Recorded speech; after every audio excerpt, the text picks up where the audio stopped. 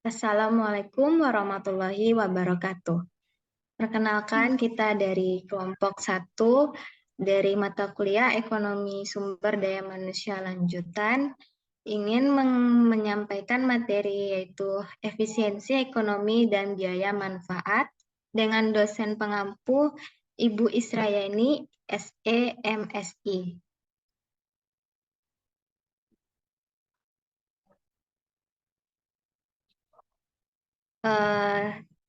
Kelompok ini beranggotakan ada 7 orang, yaitu yang pertama ada Bang Fajar Batara, kedua ada Elsintina, ketiga ada Fatima Zara, keempat ada saya sendiri Febriwati Amelia, kelima ada Latifah Reviananda, keenam ada Leonia Amanda Istiazah, dan ketujuh ada Lucy Rahmawati. Baiklah, untuk materi pertama akan disampaikan oleh Elsintina. Kepada Elsintina dipersilahkan. Baiklah, saya akan menjelaskan mengenai materi yang pertama, yaitu efisiensi ekonomi. Efisiensi ekonomi terjadi ketika perekonomian telah menekan setiap peluang untuk mendapatkan keuntungan bersih melalui cara-cara sukarela. Kita dapat mempertimbangkan pasar tunggal seperti pasar apel lokal, di mana preferensi konsumen terhadap apel dapat diukur dari kesediaan mereka untuk membayarnya.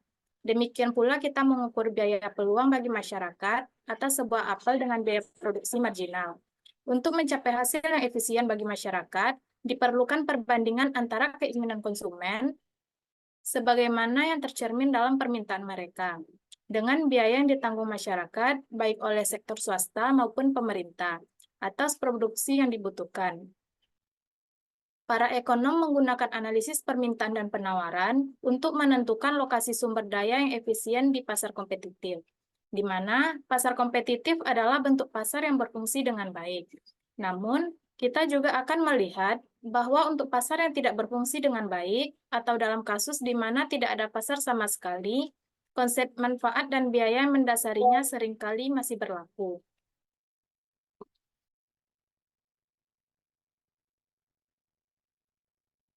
Kurva permintaan apel mencerminkan kesediaan konsumen untuk membayar berbagai jumlah apel. Kesediaan membayar marginal adalah cara lain untuk mempresentasikan fungsi permintaan yang menghubungkan jumlah apel yang diminta dengan harga apel tersebut. Misalnya, kita mengurutkan konsumen atau individu dari kiri ke kanan dalam urutan menurun berdasarkan kesediaan membayar untuk sebuah apel tersebut. Nah, pada jumlah total yang kecil atau sepanjang kurva permintaan pasar, kesediaan membayar marginal tinggi karena hanya mereka yang menaruh nilai besar pada sebuah apel yang bersedia mereka bayar untuk apel tersebut. Namun, pada jumlah yang lebih besar, kesediaan konsumen untuk membayar marginal lebih rendah, di mana konsumen tambahan tidak akan membeli kecuali harganya lebih rendah.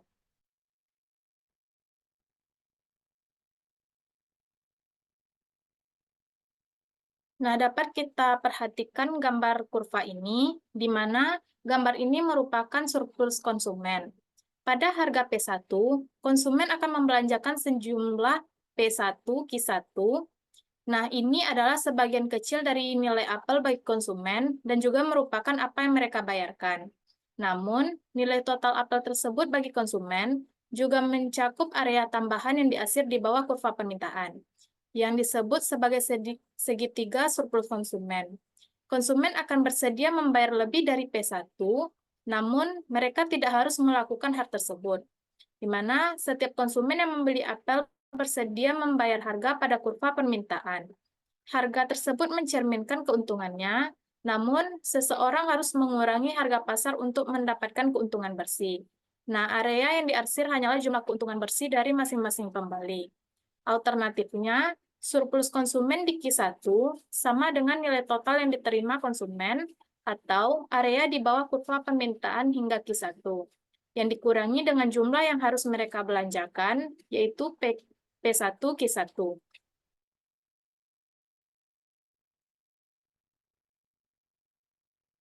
Dan gambar 4.2 ini merupakan surplus produsen, di mana gambar 4.2 ini mengilustrasikan kurva penawaran dalam pasar yang kompetitif, yang mengukur biaya marginal bagi produsen untuk membawa apel ke pasar. Semakin tinggi harga pasar yang ditawarkan kepada mereka, maka semakin tinggi pula biaya marginal yang bersedia mereka tanggung. Misalnya, harga pasar apel adalah 10 per gantang, namun beberapa produsen akan memasuk apel meskipun harganya hanya 5.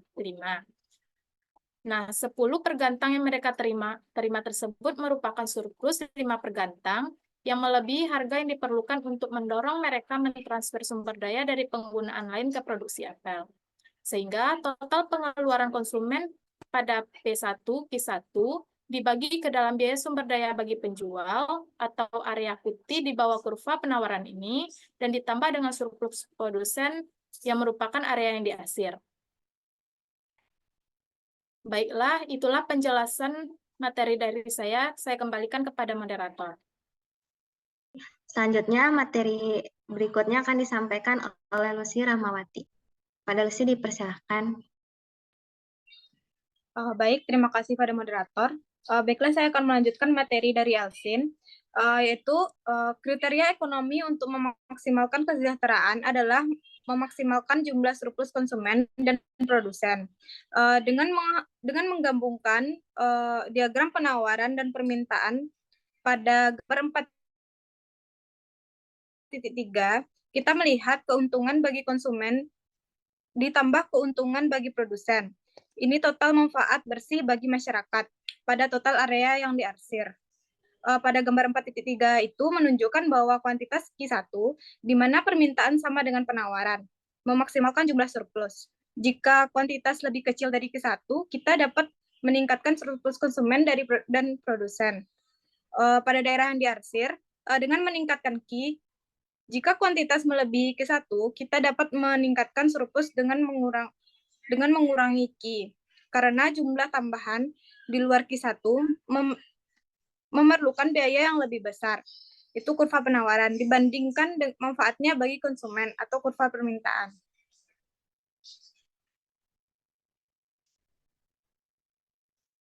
Efisiensi mensyaratkan kuantitas optimal yang masuk ke pasar. Namun ditentukan bahwa monopoli tidak efisien secara ekonomi karena jumlah barang yang dipasarkan terlalu sedikit. Sebaliknya,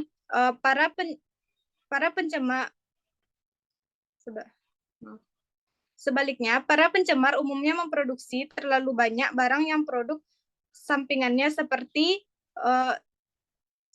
asap atau limbah yang tidak diolah menimbulkan biaya pada masyarakat melebihi harga pasar barang tersebut. Di pasar yang kompetitif, penawaran dan permintaan menyediakan jumlah barang yang efisien ke pasar dengan jatah harga penawaran dan permintaan sesuai dengan preferensi konsumen dan biaya produsen. Dengan tidak adanya atau tidak lengkapnya pasar, berbagai alat evaluasi telah dikembangkan untuk mengukur dan membandingkan biaya dan manfaat proyek. Secara umum, dicirikan sebagai analisis biaya manfaat. Alat-alat ini berupaya menentukan kuantitas yang tepat dengan mengukur biaya tambahan atau total dan manfaat tambahan atau total.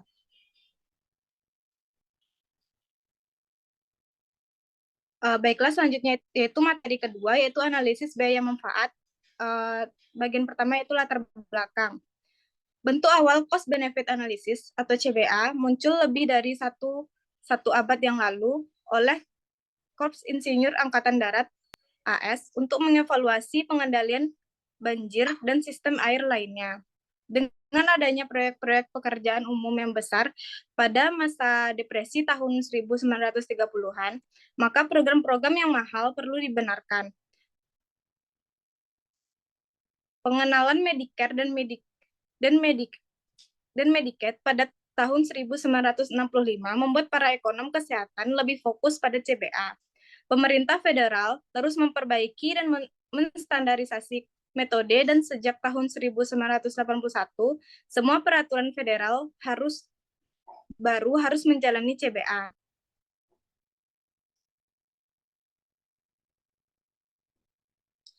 CBA mengukur manfaat dan biaya proyek dalam bentuk uang. Hal ini seringkali mengharuskan kita menempatkan nilai dolar pada tahun kehidupan atau peningkatan kesehatan dan kesejahteraan. Tantangan-tantangan ini telah mendorong berkembangnya ide-ide baru. Dan para analis kesehatan kini menggunakan istilah umum evaluasi ekonomi untuk mewakili keseluruhan alat-alat tersebut. Sepanjang diskusi ini mengambil perspektif masyarakat secara keseluruhan dan bukan fokus sempit dari individu atau perusahaan. Ini adalah perspektif yang tepat untuk proyek publik. Kita juga dapat menerapkan logika ini pada keputusan investasi sebuah rumah sakit yang memutuskan apakah akan berinvestasi pada pemindai PET atau bahkan pada masalah keputusan seseorang pria atau wanita muda yang mempertimbangkan karir di bidang kedokteran.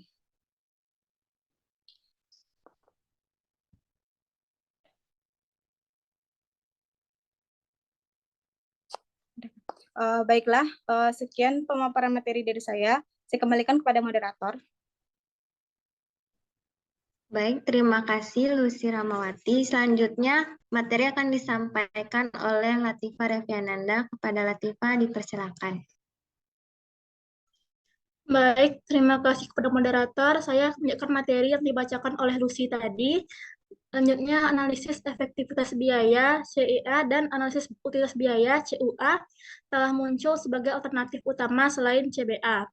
CA berlaku pada permasalahan di mana pemkot kebijakan menerima tujuan tersebut sejak awal dan permasalahannya adalah menemukan cara yang paling hemat biaya untuk mencapai tujuan tersebut. CUA adalah bentuk khusus CA yang memperkenalkan ukuran manfaat yang mencerminkan preferensi individu terhadap konsekuensi kesehatan dari program alternatif yang berdampak pada mereka. Lanjut. Materi berikutnya mengukur manfaat dan biaya. Analisis biaya manfaat mengatasi berbagai masalah pengukuran, seringkali dalam beberapa periode. Laporan ini mengevaluasi biaya investasi publik, termasuk biaya yang tidak memiliki pasar untuk memandunya. Demikian pula halnya dengan menyelidiki manfaat yang tidak memiliki pasar. Untuk menentukan harganya, CBA juga membahas pilihan-pilihan publik yang melibatkan manfaat atau biaya yang bersifat eksternal terhadap pasar asal mereka. Proyek-proyek seperti pembangunan bendungan di seberang sungai.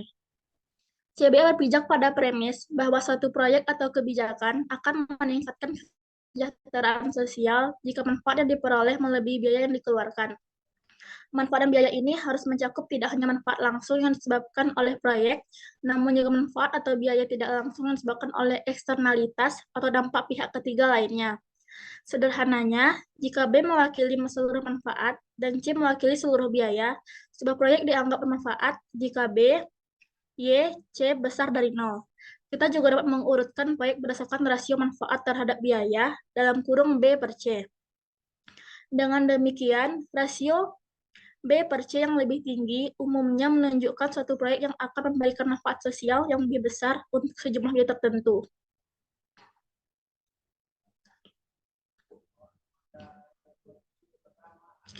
Analisis efisiensi ekonomi dan biaya manfaat. Sebagian besar penelitian mencari nilai untuk manfaat marginal atau biaya marginal dan menerapkannya pada semua pihak yang menanggung biaya atau manfaat tersebut.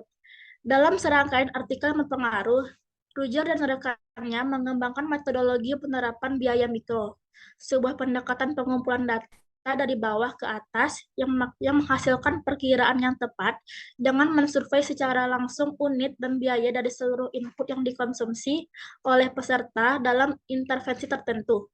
Metode penetapan biaya micro costing, mempelajari intervensi pada situasi tertentu dan bukan pada kelompok yang sangat umum. Udah. Baiklah, sekian dari saya kembalikan kepada moderator. Terima kasih Latifah Reviananda. Selanjutnya materi akan disampaikan oleh Fatima Zahra. Kepada Fatima dipersilakan. Baik, terima kasih kepada moderator. Selanjutnya, pada gambar 4.4 yaitu pertimbangan proyek berukuran Q, di mana persegi panjang besar untuk keuntungan dan persegi kecil untuk biaya. Lalu kita ambil selisihnya, mencari B kurang C itu lebih besar dari 0. Atau rasionya mencari B banding C itu lebih besar dari 1. Dan untuk ukuran manfaat dan biaya kotor ini mengasumsikan secara implisit bahwa semua penerimaan manfaat dan semua pihak yang menanggung biaya adalah sama. Para analisis telah berupaya untuk menentukan manfaat marginal dalam hal kesediaan untuk membayar atau kesediaan untuk menerima. Namun hanya ada sedikit upaya dalam hal biaya. Seringkali datanya tidak lengkap.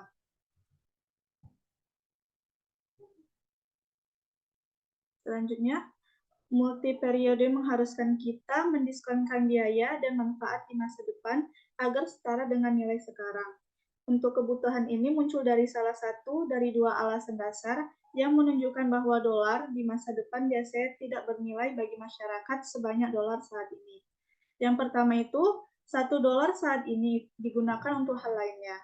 Dolar tersebut bisa saja membeli instrumen yang berbunga seperti obligasi yang nilainya akan bernilai dolar ditambah bunga dolar periode berikutnya. Dan yang kedua, banyak orang cenderung lebih memilih masa kini ketika mengalokasikan pengeluarannya. Salah satu konsekuensi dari preferensi waktu ini adalah tingkat suku bunga equilibrium akan menjadi positif. Manfaat dari penundaan konsumsi dan kerugian bagi mereka yang tidak menggunakan atau tidak ingin menunggu. Selanjutnya, metode yang paling umum digunakan relatif sederhana. Meski bukannya tanpa kritik, Frederick Lawson dan Odongue pada tahun 2002. Dalam biaya dan manfaat, setiap periode dibagi dengan faktor diskon yang dipangkatkan T dan jumlah periode waktu dihitung dari sekarang sebagai 0. Faktor diskonto adalah 1 ditambah D, di mana D adalah tingkat diskonto sosial yang untuk saat ini kita asumsikan adalah tingkat bunga pasar. Ada dua gagasan yang memperjelaskan preferensi ekonom untuk menggunakan tingkat bunga pasar.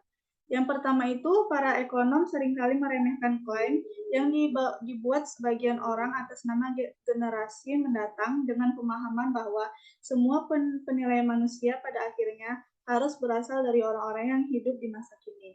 Dan yang kedua, penggunaan suku bunga pasar juga memiliki keuntungan dalam mengukur apa yang sebenarnya dilakukan masyarakat, dibandingkan dengan tanggapan mereka terhadap pernyataan yang lebih hipotesis. Baiklah, saya kembalikan kepada moderator.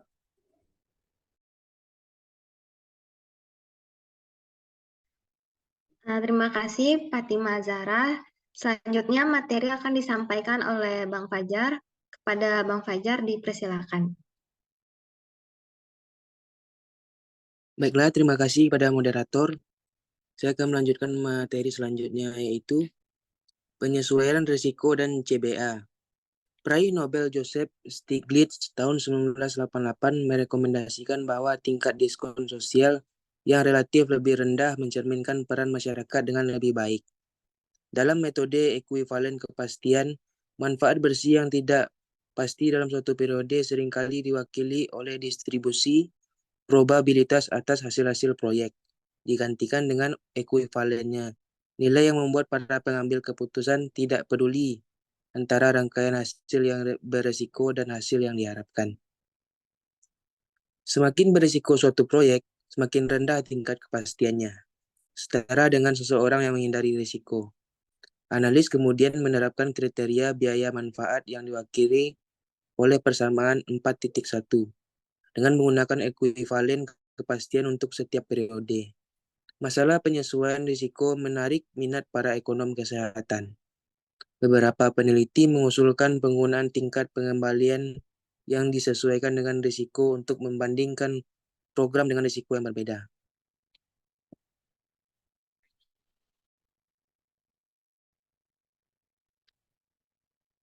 Lanjut. Selanjutnya, penyesuaian distribusi.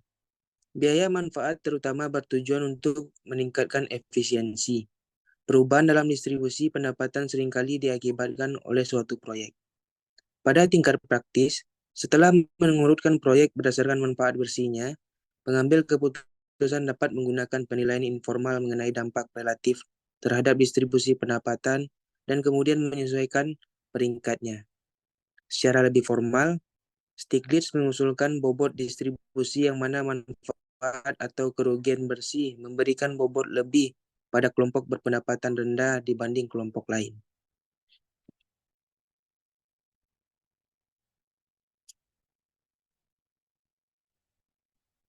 Selanjutnya, inflasi. Secara konseptual, inflasi makroekonomi tidak menjadi masalah, karena perkiraan tingkat inflasi seringkali salah. Yang terbaik adalah mengukur manfaat dan biaya dalam kondisi saat ini atau real dan kemudian mendiskontokannya pada tingkat diskonto real, bebas inflasi. Jika seseorang masukkan faktor inflasi, maka tingkat diskonto harus dinaikkan sebesar tingkat inflasi tersebut untuk mendapatkan tingkat nominal.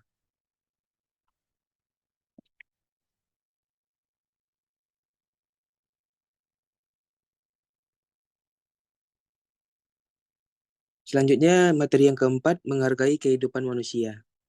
Laporan pada bulan November 2013 dari Administrasi Keselamatan Lalu Lintas Jalan Raya Nasional melaporkan 33.561 kematian lalu lintas pada tahun 2012. Angka kematian ini meningkat 1.082 orang dibandingkan tahun 2011. Intervensi kesehatan masyarakat yang sederhana adalah penerapan batas kecepatan nasional 15 mil per jam. Tidak seorang pun. Lanjut.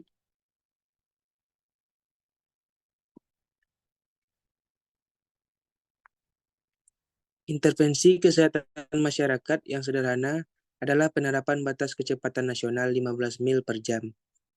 Tidak seorang pun terbunuh dalam tabrakan dengan kecepatan ini. Meskipun intervensi seperti itu akan memakan banyak biaya dalam hal waktu perjalanan. Bukankah nyawa yang diselamatkan akan sepadan?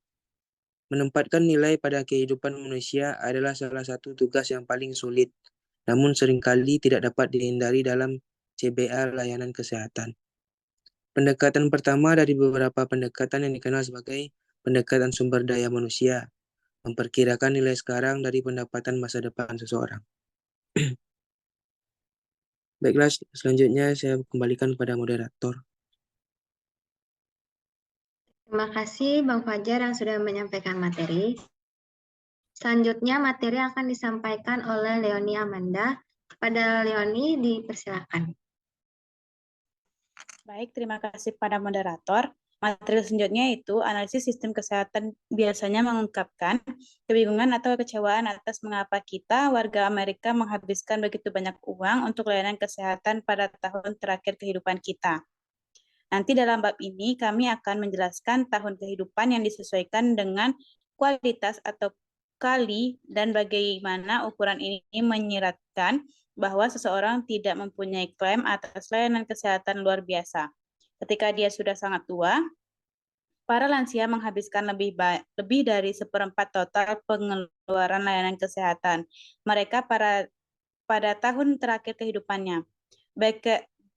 Menurut Becker, Murphy, dan Phillips pada tahun 2007 menawarkan penyelesaian yang menarik terhadap teka-teki ini. Mereka mulai dengan menentang linearitas dalam perhitungan nilai 1 tahun kehidupan. Lanjut.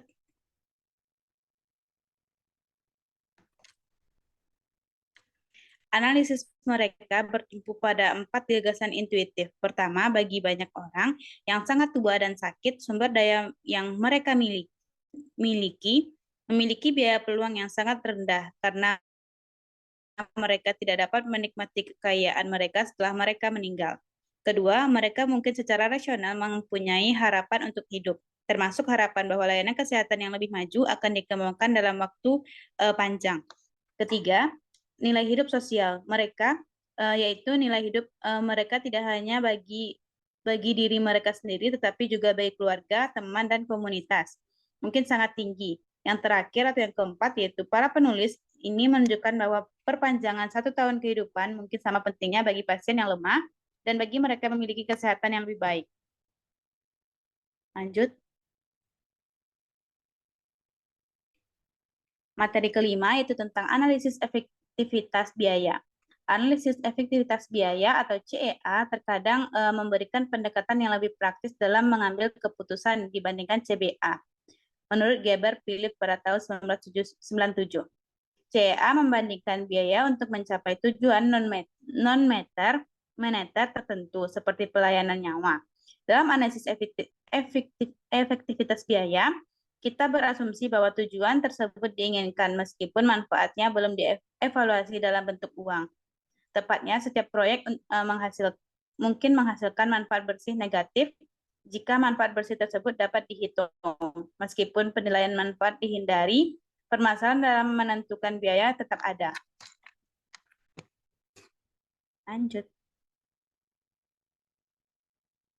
Evaluasi biaya per output yang tepat dalam CEA mengacu pada rasio biaya tambahan terhadap output tambahan.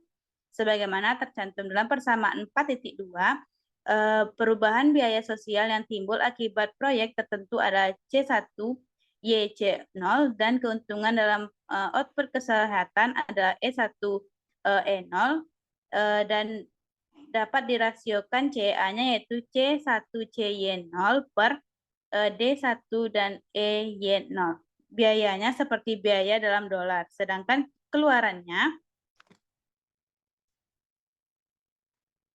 adalah ukuran status kesehatan yang dipilih. Untuk membandingkan proyek dengan metode ini, kita harus mengukur keluaran dalam satu yang sama di seluruh proyek yang dipertimbangkan. Next.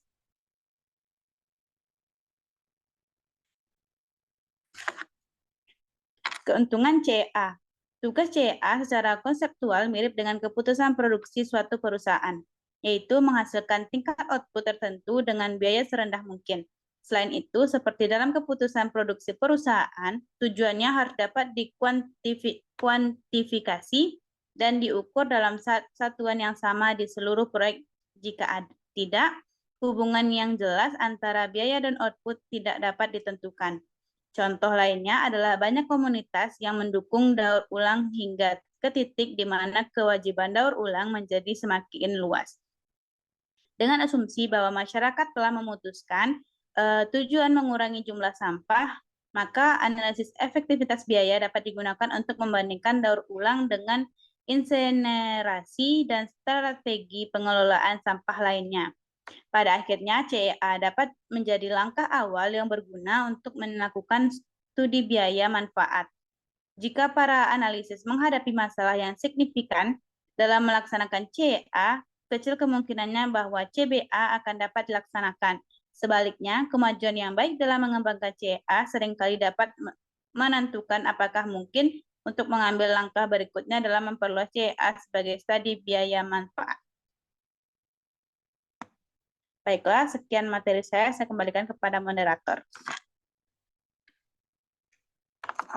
Terima kasih kepada Leonie yang sudah menyampaikan materi. Mungkin sekian yang dapat kelompok kami sampaikan mengenai materi tersebut. Kurang lebihnya mohon maaf. Wassalamualaikum warahmatullahi wabarakatuh.